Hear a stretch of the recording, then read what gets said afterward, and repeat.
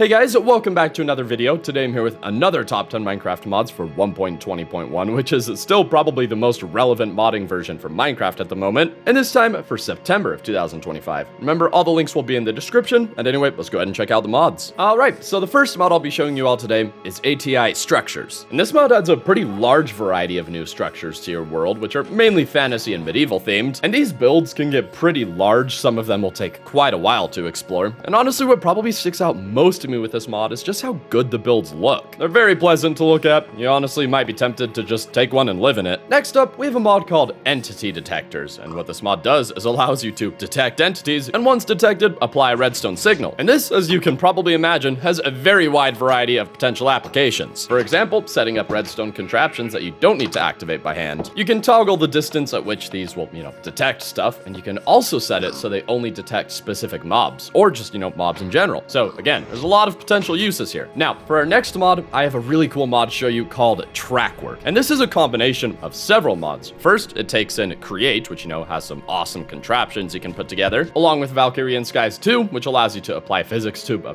collection of blocks, essentially creating a vehicle of some sort. And finally, Trackwork, which will allow you to place wheels and tank treads onto these vehicles. And these actually work very well. Again, thanks to Valkyrian Skies 2, you've got physics involved with these vehicles, so they don't just lurch up the blocks, they'll actually climb them. The wheels and treads have suspension, which can be adjusted, and the amount of control you're gonna have over your vehicle pretty much comes down to how much work you put into it. I gave my vehicle some pretty rudimentary steering, literally just controlled it with some levers. I'm sure it could be done better though. Overall, it's just a ton of fun to mess around with. After that, we have a mod that surprised me just a little bit, and this is the mod titled Mugging Villagers, which allows you to do exactly that. You'll acquire a gun, and when you aim it at them, they will shake in fear and eventually drop their stuff and get out of there. You do have to be careful, however. The Iron Golem will not appreciate this, and wandering traders will not be afraid to give you the same treatment. Moving on, we'll be taking a look at the mod Amendments. And what this mod's gonna do for you is improve a variety of vanilla blocks. For example, cauldrons are far more useful. You can mix potions in them, fill them up with a dye and dye an item directly, and a bunch of other features. The cauldrons are kinda stacked. Lanterns can be hung on walls and will actually swing if you run into them. Jukeboxes have a new model and will actually show the disc playing. Carpets can be placed on slabs and stairs, and quite a few other really nice features. And you can see a full list of these features if you'd like on the mod page. Now, the next mod I'll be showing you all is maybe one of the most comprehensive survival mods I've ever seen, and this is Legendary Survival Overhaul. For starters, you're gonna have to worry about your temperature, and this is gonna be affected by a lot of variables. The mod also has a built-in thirst system, so you're gonna have to keep track of your hydration levels, and the mod also has a pretty accurate localized body damage system, so rather than just taking damage to